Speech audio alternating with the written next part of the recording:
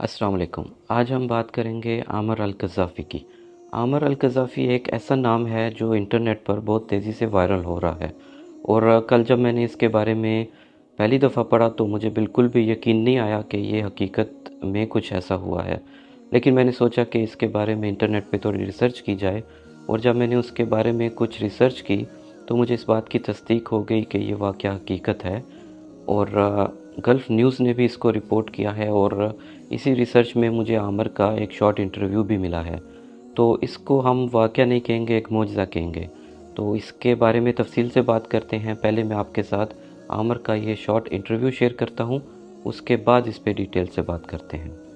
السلام عليكم. أنا الحاج عامر المهدي منصور، حجاج عن المنطقة الجنوبية، وقالوا لنا موعد الطائرة الساعة 12. توكلت للمطار زي الحجاج، وقال النية ماشي بيت الله إن شاء الله. أول ما جيت المطار ولا الوفود الحجاج تجي المطار ويستقبلوا فيهم استقبال تبارك الله. الطائرة ما تطير توجي، في ماشي بيت الله ناوي النية. خلاص ردوا قال الطائرة عطل. كلموا كابتن افتح السلوم بتاع الطائرة خلي السلوم يجي يرفع ماني مروح من المطار. طارت مرتين ما ردت من جديد. كابتن قال لهم والله ماني راكب كان ما جبتوا لي عامر. تو احنا आमर अल-क़ज़ाफ़ी एक लीबिया का शहरी है और इस साल उसने हज पे जाना था और जैसा कि आपने इंटरव्यू में भी देखा कि जब आमर जो है वो एयरपोर्ट पे आया तो उसका जो ग्रुप था, उसकी जो सिक्योरिटी क्लियरेंस थी वो सबसे लास्ट पे थी और आमर का क्योंकि फ़ैमिली नेम अल-क़ज़ाफ़ी है तो उसकी बिना पर उसको थोड़ा ज़्यादा सिक्योरिटी क्लियरेंस में इशू आ रहा था, उसकी वजह से उसको होल्ड कर लिया और जो पायलट था उसने कुछ देर उसका इंतज़ार करने के बाद ये डिसाइड किया कि फ़्लाइट जो है वो आमर के बगैर ही डिपार्ट करेगी, क्योंकि इनके स्ट्रिक्ट शेड्यूल्स होते हैं, उसको इनको फॉलो करना पड़ता है और जो फ़्लाइट थी वो आमर को लिए बगैर ही परवाज़ कर गई।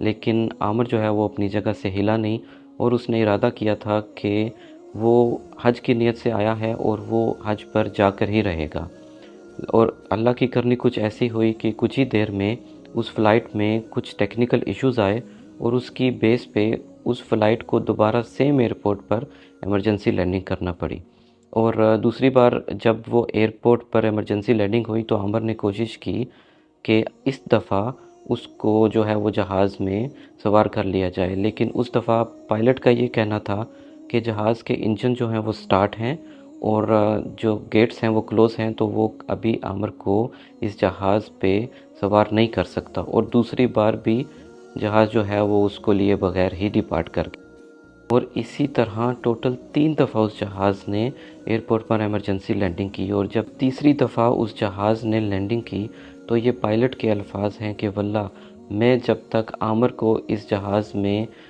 सवार नहीं कर लेता मैं ये फ़्लाइट लेकर नहीं उड़ूँगा। तो सिक्योरिटी ने आमर की सिक्योरिटी क्लियरेंस की और उसके बाद आमर को उस जहाज़ पे सवार किया गया और वो जहाज़ खैरियत से अपनी मंज़िल को पहुंच गया। तो इस वाक़े में हमें बहुत से सबक मिलते हैं। अगर इस पे गौर करें तो 2-3 बातें हैं जो मेरे ज़हन में आती हैं। सबसे पहली तो ये है कि अगर आपकी नीयत साफ़ है तो आप अपने मकसद में ज़रूर कामयाब होते हैं और दूसरी जो बहुत बड़ी बात है जो मेरे ज़हन में आती है वो ये है कि अगर हमारा ताल्लुक़ हमारे रब से मज़बूत है तो दुनिया की कोई भी ताकत हमें अपने नेक इरादों में कामयाब होने से नहीं रोक सकती।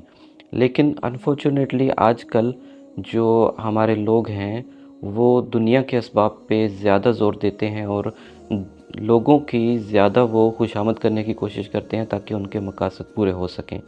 लेकिन अगर हम अपना रिश्ता अपने अल्लाह के साथ, अपने रब के साथ मज़बूत करेंगे तो हमें दुनिया के किसी भी सबब पे कोई भी ऐसा कुछ करने की ज़रूरत नहीं पड़ेगी।